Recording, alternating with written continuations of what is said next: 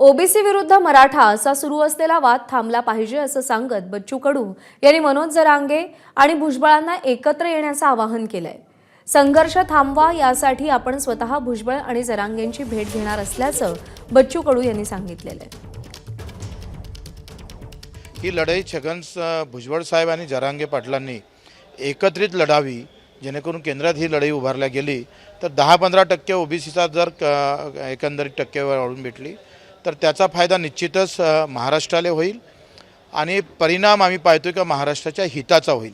जाती जातीमधला संघर्ष होऊ नये, पहिलेच धर्माधर्मातले संघर्ष चालू आहे, नंतर जाती जातीचे संघर्ष, त्याच्यात मूळ शेतकरी मजुराचा हा जो वाद असतो तो मागं पडतो, त्याचे शेतीचे प्रश्न मागं पडते, मजुराचे युवकांचे प्रश्न मागं पडतोय आणि ते पडू नये, जातीतला संघर्ष थांबावा याच्यासाठी मी स्वतः भुजबळ साहेबाला भेटेल आणि जरांगे साहेबांना सुद्धा भेट घेईल आणि याच्यातून काय तोडगा काढता येईल, कशा पद्धतीनं आपण समोर गेलो पाहिजे यासाठी प्रयत्न करू।